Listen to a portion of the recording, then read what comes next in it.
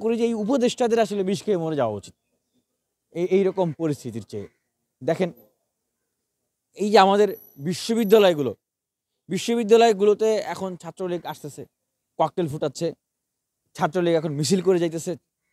তাদের টার্গেট কিন্তু ঠিক আছে যে বিশ্ববিদ্যালয়টাকে অস্থিতিশীল করা গেলে, বিশেষ করে ঢাকা বিশ্ববিদ্যালয়, পুরো বাংলাদেশটা অস্থিতিশীল হয়ে যাবে।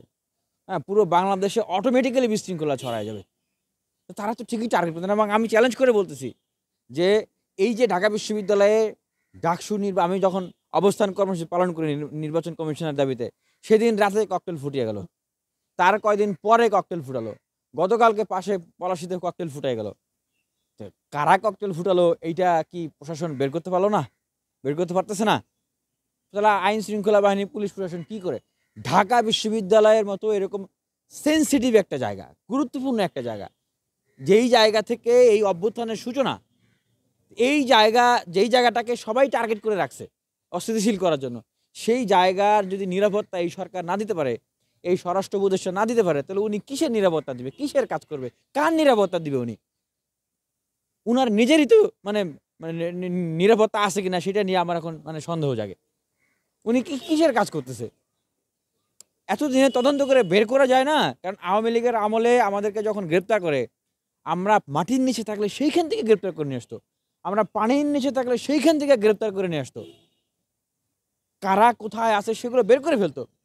আর এখন ককটেল ফুটায় যাচ্ছে বিশ্ববিদ্যালয়ে। কারা ককটেল ফুটায় যাচ্ছে, কে নির্দেশনা দিচ্ছে, কে পয়সা দিচ্ছে, এগুলো বের করতে পারতেছে না।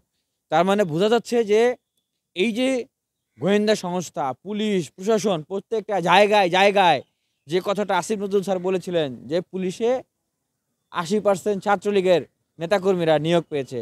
তাহলে পুলিশেই পাইছে, আর বাকি জায়গাগুলোতে পায় নাই তারা নিয়োগ। আপনার জজে নিয়োগ পায় নাই তারা, যারা গোয়েন্দা সংস্থায় নিয়োগ পায় নাই, তারা প্রশাসনের নিয়োগ পায় নাই। তারাই তো এই কাজগুলো করতেছে, অসহযোগিতা করতেছে, তথ্য দিচ্ছে না। তাহলে এইরকম একটা পরিস্থিতিতে এই সরকার কিভাবে চালাবে? মানে এই রাষ্ট্র, এই সরকার কিভাবে করে চালাবে? আপনার ৫৬টা মিনিস্ট্রি, উপদেষ্টা মাত্র কয়জন? ২২ জন উপদেষ্টা। ২২ জন উপদেষ্টার ভিতরে অনেক উপদেষ্টা এরকম আছেন যারা আওয়ামী লীগের আমলে, আমি যতদিন রিমান্ডে মার খেয়েছি ততদিন শেখ হাসিনা আওয়ামী লীগকে উল্লেখ করে পোস্টও দেয় নাই, একটা ফেসবুক পোস্টও করে নাই। তারা হয়ে গেছেন উপদেষ্টা। আমি যতদিন অত্যাচারিত হয়েছি, যতদিন জেল খেটেছি, অনেক উপদেষ্টা ততদিন রাজপথেও নামে নাই। এটাই হলো বাস্তবতা।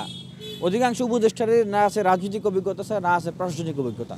ওনারা কীভাবে উপদেষ্টা হলেন? This is the question. তো এই ইন্টারিম গভর্নমেন্ট, এই প্রক্রিয়া নিয়ে এই দেশকে রান করা সম্ভব না। ইম্পসিবল। তারা কখনোই একটা সুষ্ঠু নিরপেক্ষ নির্বাচন দিতে পারবে না। এক ঢাকা বিশ্ববিদ্যালয়ের ছাত্র সংসদ ডাকসু নির্বাচন, এইটাই 10 বছর দিতে পারতেছে না। এর জন্যই আমাদেরকে কত কাঠখড়ি পোড়াতে হচ্ছে, অনশন করতে হচ্ছে, অবস্থান আন্দোলন। নির্বাচন কমিশন আদায় করলাম, এখন তফসিল দিচ্ছে না, পদে বাধা। তাহলে এই সরকার কিভাবে একটা সুষ্ঠু নিরপেক্ষ নির্বাচনের আয়োজন করবে? তাই বলতেছি যে এই ইন্টারিম গভর্নমেন্টটাকে সংস্কার করতে হবে।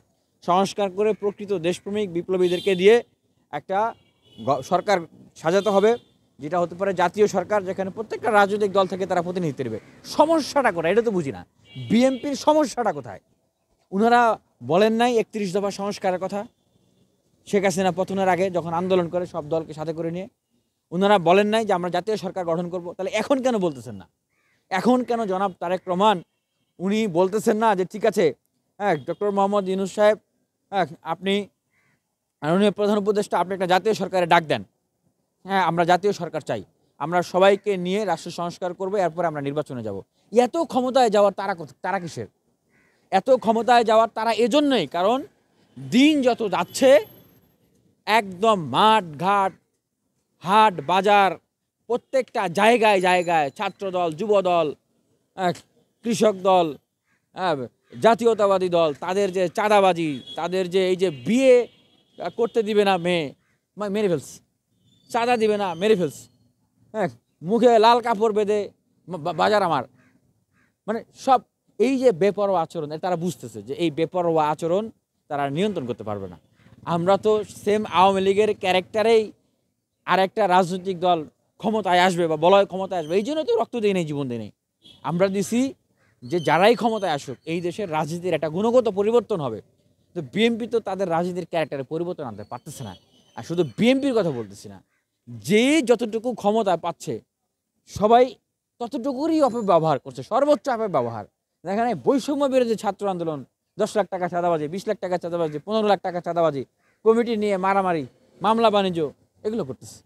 মিরপুরে টর্চার সেল বানায় ফেলছে ছাত্রলীগ আওয়ামী লীগের মতো। তারপরে আরও যে নতুন ছাত্র সংগঠন, রাজনৈতিক দল, তাদেরও বিভিন্ন জায়গায় একই অবস্থা। একদম মনে করেন যে সচিবালয় থেকে শুরু করে DC office, SP office, UN office, প্রত্যেকটা জায়গায় জায়গায় তাদের প্রতিনিধি সেট করে দেওয়া। মানে টিআর কাবিখা থেকে শুরু করে আপনার একদম রোডঘাট ব্রিজের যত টেন্ডার, তারা তো সরকারের খুব কাছে। এটা তো ইনু সাহেব নিজেই বলছে যে ছাত্রদেরকে যদি রাজনৈতিক দল করতে না দেওয়া হয় তাহলে নাকি অন্যান্য রাজনৈতিক দল যারা অভ্যুত্থানের রাজনৈতিক দল তারা আওয়ামী লীগের ক্যারেক্টার নিয়ে ফিরে আসবে, তাদেরকে সুযোগ দিতে হবে। তো এই যে দুধ কলা খাওয়ায়ে যে নতুন রাজনৈতিক দল পালতেছে, তারা কি কোনো দিক থেকে পিছায় আছে? তারাও তো